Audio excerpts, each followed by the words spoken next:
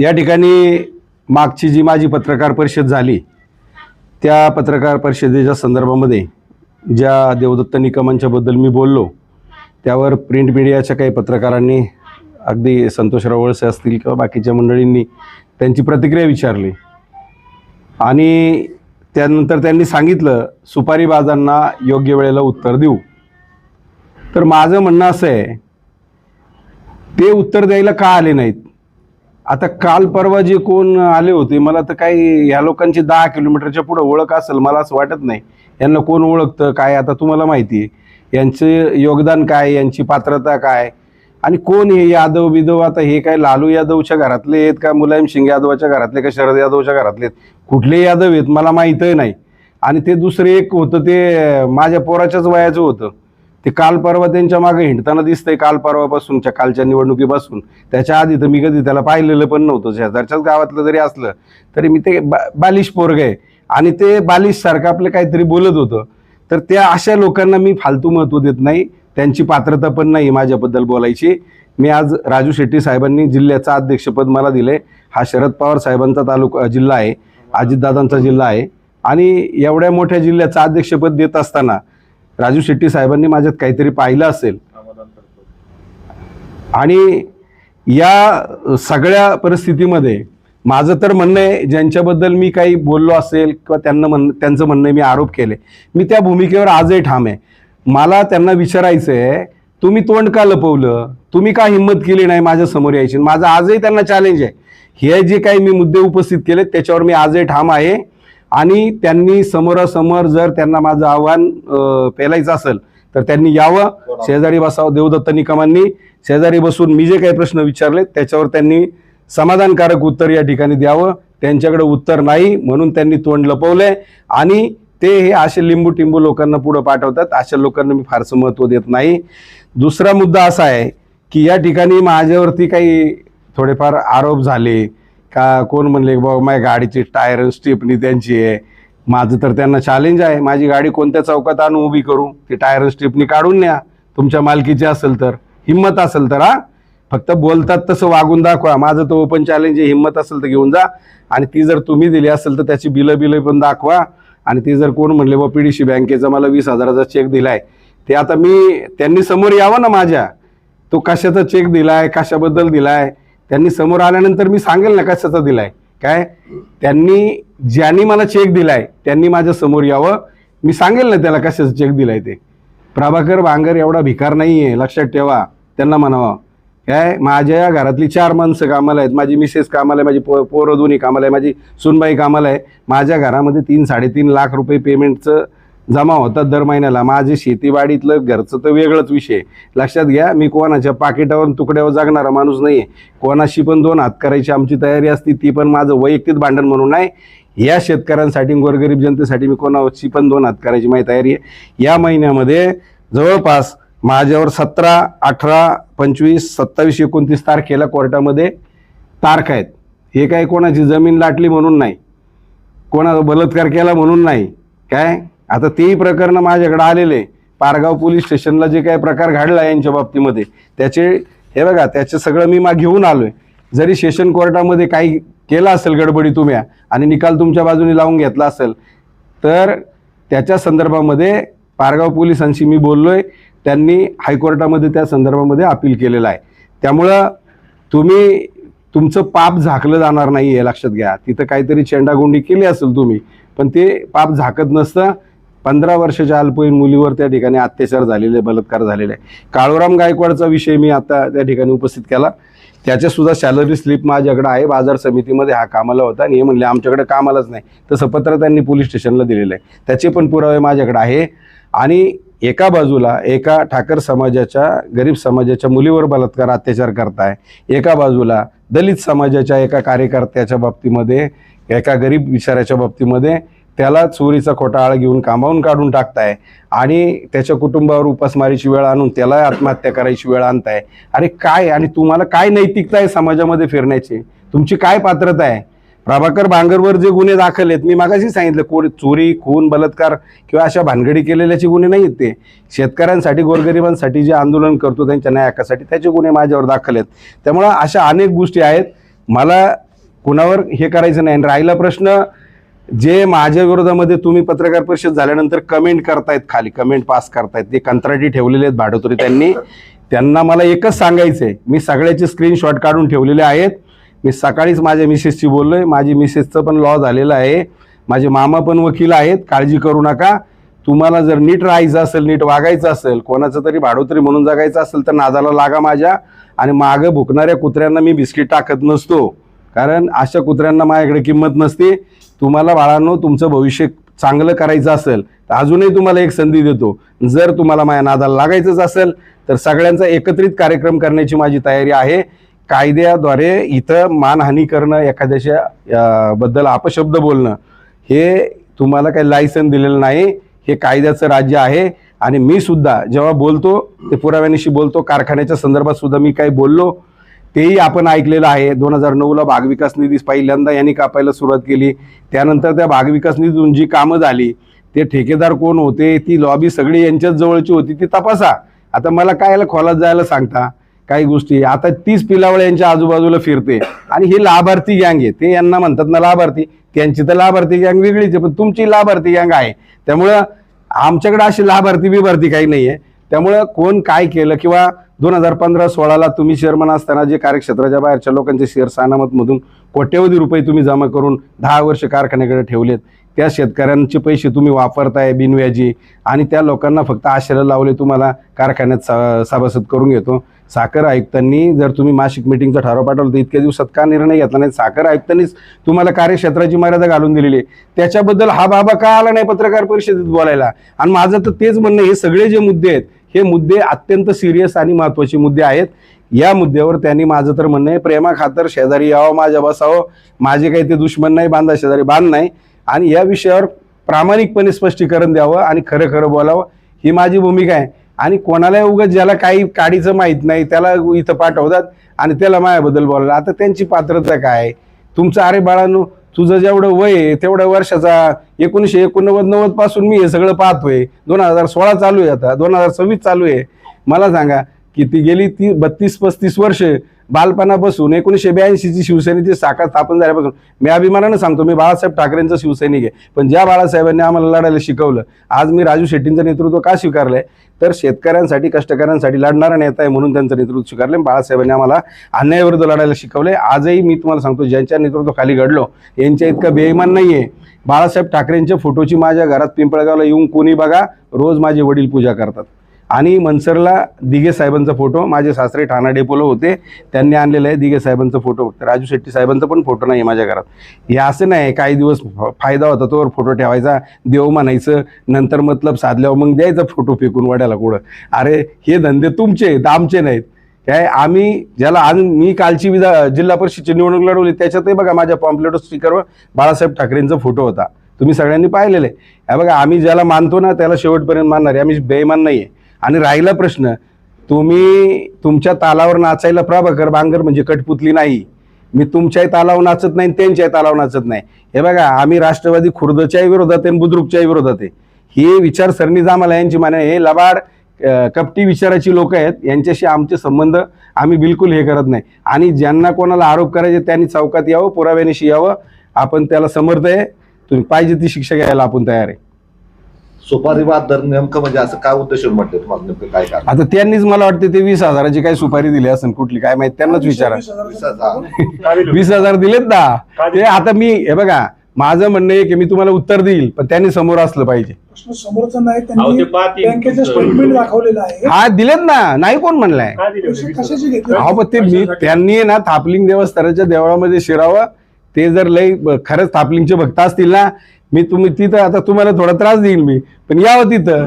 तू किती प्रामाणिक आहे. अरे कुठल्याही या बोटाचा थुका त्या बोटा उडवायचा आणि एखाद्याची बदनामी करायची, हे धंदे बंद करा. तुम्ही मोठे अदानी अंबानी आहात, आम्हाला माहिती आहे, तुमची सोन्याची द्राक्षे आहेत. अरे आम्ही पण काय भिकारी नाही आहेत, लक्षात ठेवा. त्यांनी जाहीर केलं की यानंतर ते आता पत्रकार परिषद घेणार नाहीत. नाही, त्यांची लायकी पण नाहीये. 20,000 रुपयाचा खुलासा करा तुम्ही. अहो मी तेच सांगतोय ना. तुम्ही मग खुलासा करा. अहो मला काय म्हणायचंय, त्यांनी, त्यांच्याकडून माझं काही घेणं असेल. अच्छा, म्हणजे उसनवारी घेतली. हा, परत देणार का तुम्ही उसनवारी म्हटलं? कोणी? त्यांनी माझ्याकडून घेतले असतील आणि त्यांनी चेकनी परत केले असतील तर असंही असू शकतं ना, व्यवहार तुमचा आणि माझा असू शकतो. असू शकतं नाही काय नाही, करता नाही, येते असू सांगा. शकतं. याचा पुरावा काय आहे? अहो. म्हणजे पुरावा काय? अहो मला सांगा, व्यवहार कोण कोणाशी करत नाही का? आर्थिक देवाणघेवाण होत नाही का? मग आहे ते सांग. म्हणजे काय राजकीय उसनवारीचा व्यवहार जे आहे. असेल हो. उसनवारीचा. हा उसनवारीचा ते असं व्यवहार आहे. म्हणाले हम्म. की प्रभाकर बांगर सेटलमेंट बहादर आहे, सुपारी बहादर आहे. हम्म. अरे शिवाय तुम्हाला पुढे मागे हम्म. कळमच्या जवळ मारहाण झाली तेव्हा वाचवायला पहिले आम्ही होतो. वाणी साहेब एक मिनिट ऐका. तुम्हाला आठवतंय का नाही, मी तुम्हालाच प्रश्न विचारतोय. ज्या वेळेला मी उपजिल्हा रुग्णालयामध्ये होतो, तुम्ही त्या ठिकाणी आले होते, माझ्या पक्क ध्यानात आहे. तुम्ही मला विचारलं, म्हणले देवदत्त निकम राजकीय लाभ घेण्यासाठी या ठिकाणी आलाय की काय. आता माझं गाव त्या दिवशी बंद होतं पूर्णपणे, गावातल्या लोकांनी गाव बंद, मी तर हॉस्पिटललाच होतो. पूर्ण गाव, या गावातली बरीचशी माणसं, पार महिला भगिनी सुद्धा इथं आल्या होत्या. तालुक्यातून जिल्ह्यातून आमचे संघटनेचे पण काही पदाधिकारी त्या ठिकाणी आले होते. ती निषेध सभा किंवा त्या आरोपींना अटक करण्यासाठी जी सगळी लोक आली होती, यांनी ती सभा आयोजित केलेली नव्हती. हे तिथं नौटंकी करायला आले. यांना वास लागला का बा इथं राजकारण करायला संधी आहे, आले आणि लगेच तिथं मग आल्यावर आता शेवटी माईक देणार. तो कार्यक्रम आता तुम्ही पाहिलं, कोणी अरेंज केला होता, कोण लोक उत्स्फूर्तपणे आली होती सगळी. ही काही त्याने आणलेली किंवा त्यांनी आयोजित केलेला कार्यक्रम नव्हता. तो बरोबर त्याची राजकीय पोळी भाजायला तिथं त्या ठिकाणी आला होता. आणि हा प्रश्न वाणी साहेब तुम्हीच मला विचारला होता, पण तरी मी संयमानं उत्तर दिलं. आमचं काम असतं. एकच मिनिट ऐका ना, ते योग्य आहे, तुम्ही विचारलं, मी त्याबद्दल दुमत नाही म्हणत, पण मी त्यावेळेला उत्तरही दिलं होतं की बाबा चला, माझ्या ह्या प्रसंगामध्ये ते आलेत, मी त्याच्याबद्दल काही चुकीचं बोलणार नाही. आलेत, त्यांचं स्वागत आहे. मला काय ते राजकीय फायद्यासाठी आले का कायसाठी आले, ही वेळ ती बोलण्याची नाही. एवढं मी नैतिकतेला धरून उत्तर दिलेलं आहे. परंतु ते 100% त्यांची राजकीय पुढे आता बरोबर गावलंय. या प्रकरणाचं राजकारण करायला आपल्याला संधी गावली. प्रभाकरची जवळ गरज होती तोवर प्रभाकरला वापरून घेतला. मग जिल्हा परिषदेच्या वेळेला राजू शेट्टी साहेबांशी पण मी आता बोललोय. राजू शेट्टी साहेब मला म्हणले, जेव्हा मी तुमच्या भागातील, तेव्हा पत्रकारांनी हा प्रश्न मला विचारावा. म्हणलं साहेब, तुम्ही एकदा या गोष्टीचा खुलासा करा का तुम्ही मला याला पाठिंबा द्यायला कशासाठी सांगितला होता आणि काय शब्द घ्यायला सांगितला होता. आणि आमची स्वाभिमानीची भूमिका भाजपच्या विरोधात आहे. भाजप हे शेतकरी विरोधी धोरणं राबवते, म्हणून भाजप विरोधी आघाडीचा तो उमेदवार असल्यामुळं राजू शेट्टी साहेबांनी मला पटकन मान्यता दिली. आणि मान्यता देताना मला एक सांगितलं की त्याच्याकडून जिल्हा परिषदचा तसं काही पाठिंबा देऊ नको, शब्द घे. आणि तो शब्द त्याने पाळला नाही आणि बेईमानी केली. उलट मी जर उभा नसतो राहिलो तर माझी बदनामी झाली असती, म्हणून मी अपक्ष उभा राहिलो. आणि त्यानंतर यांनी माझी बदनामी केली. म्हणले विष्णू काकांनी ज्याला 25 लाख रुपये देऊन उभा केला. अरे एवढी घाणेरडी पातळी, ठीक आहे, नका देऊ उमेदवारी मला पाठिंबा, कमीत कमी माझी बदनामी तरी नका करू. आणि म्हणून प्रभाकर बांगर ह्या ठिकाणी का चिडलाय याचं कारण ते, मी कालपर्यंत तुमचं काहीच धुणं काढत नव्हतो. ठीक आहे, तुमच्या काय भानगडी चालल्यात मी त्याच्याकडे दुर्लक्ष करत होतो. पण आज मला ही वेळ तुम्ही आणलेली आहे. तुम्ही कारण नसताना माझ्या शेपटावर पाय दिलाय. प्रभाकर बांगर एकदा पेटल्यानंतर तो विजत नसतो, लक्षात ठेवा. मी मागं हटणारा कार्यकर्ता नाही. मी भल्याची टक्कर, भले मुख्यमंत्र्याच्या सभेत घुसायची आमची तयारी असते. उपमुख्यमंत्र्याच्या पाहिलं अजितदादांच्या वार्षिक सभेमध्ये जिल्हा दूध संघाच्या, आम्ही घाबरत नसतो कोणाला. ती सुरक्षा व्यवस्था किती असू, Z+ असू, नाही तर आणखीन कोणती असू, एकदा घुसायचं म्हणलं का आम्ही घुसतोय. आणि त्याच्या केसेस सुद्धा आमच्यावर आहेत. आता मी मागे सांगितलं, याच महिन्यात 5 तारखा आहेत माझ्या कोर्टामध्ये. मी घाबरत नाही त्याला. पत्रकार परिषदेमध्ये ते म्हणले, अरे तुरे तुम्ही तुम्ही बोलताय. अरे तुरे करता, अरे तुरे तुम्ही करताय. थोडी राजकारणाची सभ्य भाषा यापुढे तुम्हाला ते अरे तुरे हा, आता कसं बोलले, एकदम भारी बोलले तुम्ही. काल माझं नाव घेताना कशा भाषेत बोलले ते. प्रभूजी चांगलं बोलले नाव ते- उल्लेख केलाय त्यांनी. Respectfully. हा, श्रीरामाचा उल्लेख केला. मग आदरणीय देवदत्तजी म्हणतो मी. ते जर मला रिस्पेक्ट देणार असतील तर मी रिस्पेक्ट देतो. हा.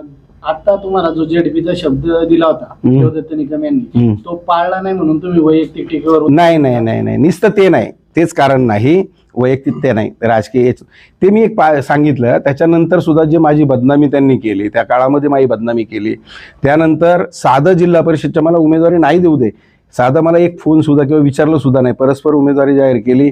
आणि त्याच्यानंतरही ज्या पद्धतीनं माझी बदनामी करायचं किंवा माझ्या कुरगुड्या करायचं, मला एकटं पाडण्याचा प्रयत्न त्यांनी केला, किंवा हे सगळ्या ज्या गोष्टी केलेल्या आहेत त्याच्या संदर्भामध्ये सुद्धा ज्या वेळेला तुम्ही काही लोकांना पुढं करून माझी बदनामी करायचा प्रयत्न करता, त्यावेळेला मी सुद्धा तुमच्या भानगडी बाहेर काढल्याशिवाय गप्प नाही ना बसणार. आता तुम्ही पत्रकार म्हणून प्रश्न विचारला, त्यांची ती भाडोत्री गँग आहे खाली, ती लगेच मला खाली ट्रोल करायला, लगेच पाकिटवाला, आमकं मॅनेज, काय आणखीन काय काय म्हणतात, पार सेटलमेंट किंग, परत पार माझ्या आईवर शिवे देण्यापर्यंत. तुम्हाला ते पांडुरंग सरोदे म्हणून कवट्याचा त्यांचा कार्यकर्ता आहे, तुम्हाला माहिती आहे ना, त्याने माझ्या आईचा दाना म्हणण्यापर्यंत, आता त्याच्या आईला दाना आहे का नाही मला माहित नाही, तो पैदा कसा झाला काय माहिती. आता आईवर असं बोलावं हे पटतंय का तुम्हाला? मला तुम्हाला विचारा, तुम्हाला पण आया बहिणी आहेत, आम्ही वाचलेलं नाही. हे मी देतो ना तुम्हाला, पुरावे देतो, माझ्या स्क्रीनशॉट सगळ्यांचे काढून ठेवले. परवाचं सुद्धा संजय बडेकरनी मला म्हणलं पारगावमध्ये ये बघतो आमकं तमकं, असे त्याचे पण स्क्रीनशॉट बऱ्याचशा गोष्टी आहेत की आहेत ना. आर्मी काय आता हरकत नाही. मी काय बोलतो, तुम्ही आता 5.5 एकरचा जो पुरावे दिले त्यांनी 5.5 एकरचे काम, हा म्हणजे तुमचा जो आरोप होता तो त्यांनी फेटाळून लावला, तथ्य नाही असं म्हटलंय. काय मत आहे बोला? आता त्यांनी काय सांगितलं, काही जमीन आम्ही विकली, किती एकर, 17 एकर का किती 14 एकर काय म्हणले विकली, 13 एकर विकली, 13.5 एकर विकली. बाबा ही वडिलोपार्जित विकली का ती खरेदीतली विकली, याचे उत्तर दे ना. ती खरेदी घेतलेली विकली का बापजादेची वडिलोपार्जित विकली तेही सांगा. म्हणजे बरं ती घेतली, ती समजा खरेदीची असेल तर ती कुठून घेतली, त्याचे पैसे कुठून आले, हे सगळ्याचं पाहू ना आपण. आणि मग सोन्याचा बाजार होय. हा सध्या सोन्याची जर आक्षेप पिकत आहेत तर 38 गुंठे जमीन जी तुम्ही घेतली ती कशी घेतली? अहो देतो ना मी पुरावे देतो. हे बघा RTGS द्वारे पैसे दिलेले आहेत, कुठल्याही प्रकारे कॅश रक्कम दिलेली नाही, सगळं आहे माझ्याकडं, माझंही देतो तुम्हाला सगळं. दोंडेभाऊ बोरकडून तुम्ही पैसे घेतले असं त्यांनी आरोप केला. कोण दोंडीबाबू बोरने काय दिलं म्हणा? तालुका अध्यक्ष पैसे त्यावेळी. कायचे? काय माहिती निवडणुकीच्या काळात घेतले. अरे त्याच दोंडीबाबू बोरने मला म्हणले पप्पू बोर, बरं झालं त्यांनी काढलं, पप्पू बोर नावाच्या त्यांच्या गावातल्या शेतकऱ्याचं त्याचंही रेकॉर्डिंग माझ्याकडे आहे. मला म्हणले त्या शेतकऱ्याकडून मी तुला 10,000 रुपये काढून देतो, त्याचे 3 लाख रुपये कांद्याच्या व्यापाऱ्याकडे गुंतलेले आहेत, कावळ पिंपरीचे व्यापारी, त्याचं पुरावे आहेत माझ्याकडे. म्हणलं हे बघा, म्हणलं कोणता चहा न पिता काम करणार मी कार्यकर्ता आहे. त्यांच्या भागातल्या जवळजवळ आता हे शेतकरी पुत्र ते कृषी तज्ज्ञ म्हणतात, आता जवळजवळ त्यांच्या भागातल्या मी किती लोकांना मदत केली असेल. आता सिंगव्याच्या सुनील वावळच्या कलिंगडाचे पैसे काढून द्यायला मीच होतो. संतोषराव वळसे कुठे गेले पत्रकार, त्यांना माहिती, त्यांनीच मला फोन केला होता, गेले काय? हा, त्यांना विचारा ही गोष्ट. परत पप्पू भोर नावाच्या शेतकऱ्याचे 3 लाख रुपये ते व्यापारी, वर्ष झालं तो व्यापारी देत नव्हता, कुठल्या भाषेत बोलत होता, त्याचं पण रेकॉर्डिंग माझ्याकडे आहे. पोलिसांनी मला त्यांना सांगितलं का प्रभाकर बांगरची मदत घ्या, त्या माणसाला न पाहता फक्त व्यापाऱ्याचा नंबर द्या म्हणलं, त्या शेतकऱ्याला मी हजर करतो किंवा त्याचे पुरावे पण तुम्हाला देतो. त्याचे 3 लाख रुपये मी काढून दिले. परत धोंडीभाऊ विश्वासराव नावाच्या शेतकऱ्याला सुद्धा मी मदत केलेली आहे. त्याच्यानंतर राजनीच्या सुवर्ण गायकवाडांना तर मी SP साहेबांकडे त्या दिवशी घेऊन गेलो, त्यांच्या पैसे काय झालं त्याचं? कोणते पैसे त्यांनी यावं ना माझ्या समोर. त्यांनी असा आरोप केला तुमच्यावर. अहो ते बघा, मी उद्या म्हणू शकतो स्वप्नीलनी माझ्याकडून 20,000 रुपये घेतले होते, मग मला पुरावा द्यायला पाहिजे ना स्वप्नीलला की बाबा स्वप्नील कोण 20,000 50,000 तुम्ही तो जमीन खरेदीचा जो आरोप केला होता ते असं म्हणाले मी जी जमीन खरेदी केली त्याचं टोकन अगोदरच दिलेलं होतं, निवडणुकीच्या अगोदर. तुमचा आरोप निखालच खोटा आहे असं ते म्हणाले. अरे बाबा तू टोकन आधी देऊ दे, पण ते काल जे ते 13.5 विकली त्याचंही उत्तर दे ना, ती वडिलोपार्जित होती का खरेदीची होती? मग तेही 13.5 एकर. अरे तुम्ही किती पुनर्वसनाच्या जमिनी घेतल्या, किती महारवतनाच्या जमिनी घेतल्या, काय काय, आता ते सगळं आता परत मला हे बघा हे सुरू झालंय माझं. हे बघा त्यांच्या घरातले पराक्रमाचं ते अल्पवयीन मुलीवर अत्याचार झालेल्याचं मी काढले की पोलीस स्टेशननी मला माहिती दिली. आता सेशन कोर्टात जरी यांनी काही गडबड करून निकाल लावून घेतला असला तरी ते हायकोर्टामध्ये गेलेले आहेत. हे पोलिसांनी शासन हे आपलं त्याचं काय ना घनश्याम हरिदास निकम, आणि याच्यात काय लिहिलं ते वाचा, त्यांची फिर्याद वाचा, त्यांचे जबाब वाचा, हे सगळं माझ्याकडे आहे. आता ही जी पत्रकार परिषद आली आहे त्याचा काय संबंध आहे? आता हे त्यांचे पराक्रम आहेत, त्यांच्या घरातल्यांचे, हे बलात्कारी माणसं आहेत, हे मी नाही सांगत, ही फिर्याद सांगते. बलात्कारी इकडे या काळूराम गायकवाडला आत्महत्या करायला लावले. ही जी घटना घडली होती ती इलेक्शनच्या आधी घडली होती. घडू दे ना काय, पण बलात्कार काल घडला काय 10 वर्षापूर्वी घडला काय, फरक काय? ती जी घटना घडली होती ना, वाणी साहेब एक मिनिट, ती जी घटना घडली होती ना ती इलेक्शनच्या आधी घडली होती आणि त्यांनी जमीन इलेक्शन नंतर घेतली. तरी तुम्ही त्यांच्याकडून ZP साठी शब्द घ्यायचा प्रयत्न केला, याच्यात तुमची चूक होती असं तुम्हाला वाटत नाही का? याच्यात काय चूक आहे? राजकारणात आता दोन्ही शिवसेना एकत्र होत्या, सगळ्या होत्या, चुकीचा काय विषय? हे बघा राजकारणामध्ये ह्या गोष्टी चालूच राहतात. तो त्यांनी केलेलं पाप त्यांच्या बरोबर आहे. म्हणजे एक लक्षात घ्या, राजकारणामध्ये एक व्यक्ती असं तुम्हाला वाटत? आता तर तसंच वाटायला लागले. काय असतंय चुकीच्या इकडे काय झालंय, इकडचा अनुभव वाईट आला आणि तिकडचा वाईट आला, त्यामुळं चुकीच्या माणसाबरोबर गेल्याचं आम्हाला काय असतं माहिती का, ज्यावेळेला मी तुमच्याबरोबर काही दिवस संगत करतो ना, त्यावेळेला माणूस वरून वरून खूप चांगला दिसतो, पण ज्यावेळेला तुमच्या संगतीत राहिल्यानंतर तुमचे गुण अवगुण कळायला सुरुवात होतात आणि काही भानगडी कळायला सुरुवात कधी होतात. कळलं तुम्हाला तेवढं चुकीचा कमी माणूस? कमीला तुम्ही टार्गेट करताय का? नाही नाही, ते काय टार्गेट कर, त्याचा काय बांध शेजारी बांध आहे का माझा? तो नागापूरचा, मी पिंपळगावचा, काय पडले? देखील जमिनी घेतलेल्या आहेत, त्याच्यावर तुम्ही परत शब्द काढत नाही.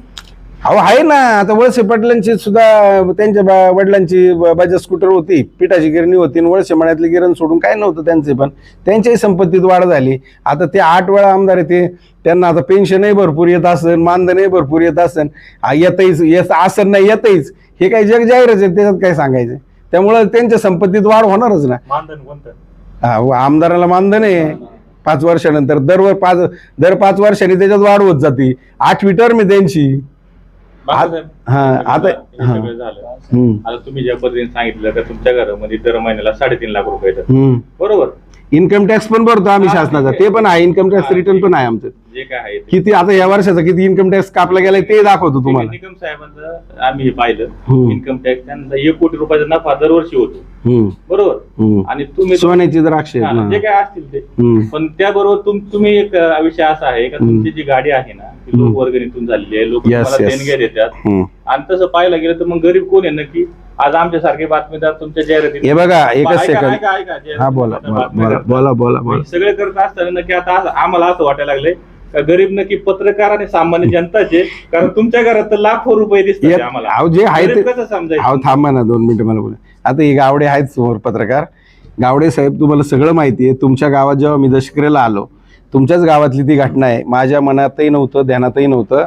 पसायदान झालं, समोरची लोक उठली, माझ्या बाजूने गोळा झाली, आणि त्या बिचाऱ्यांनी मी कन्फ्यूज होतो, मला आश्चर्य होतं. ते कन्फ्यूज झालं. ते मला म्हणले, बाळा आता तुला आमचं ऐकावं लागेल. मी म्हटलं असं का म्हणायला लागले ती लोक? मी म्हटलं मला काही कळालं नाही, मी कधी ऐकत नाही तुमचं.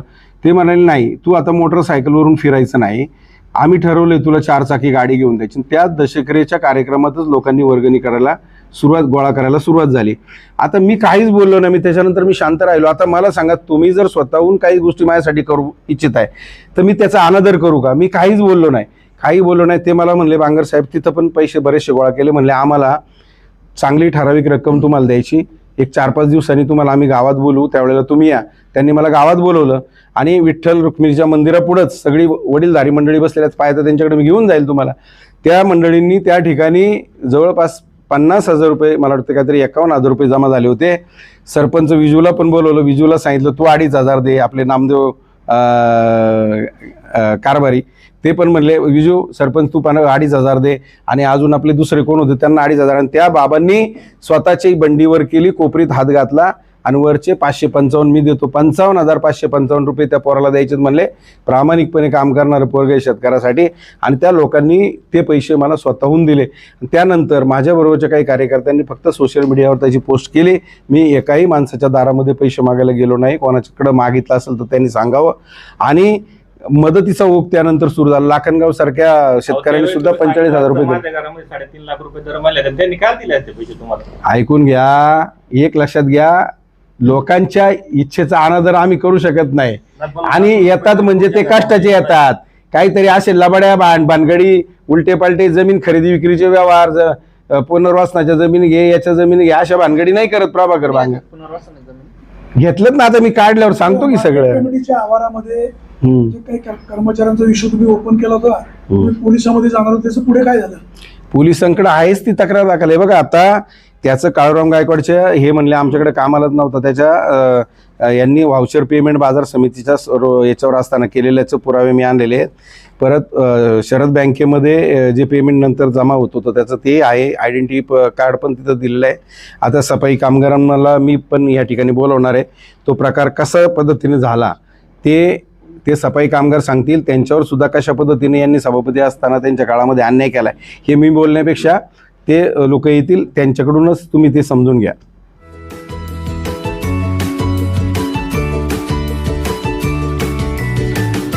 बातम्या शेतीच्या, बातम्या मातीच्या, बातम्या अन्यायाच्या, गुन्हेगारीच्या,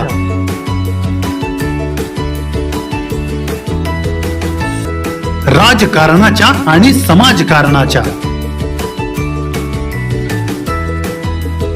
शोषणाविरुद्ध बुलंद आवाज, जनसामान्यांच्या हुंकाराची गाज, सत्कार्याला प्रोत्साहन, दुष्कृत्याला अनुशासन, निर्भीड, निस्पृह, सडेतोड, बेधडक आणि रोखटोक म्हणजेच विघ्नहर टाइम्स. शोध बातमीचा, ध्यास सत्याचा. आपलं चॅनल, आपली बातमी. सबस्क्राईब तर कराच, पण बेल आयकॉनवर क्लिक करायलाही विसरू नका.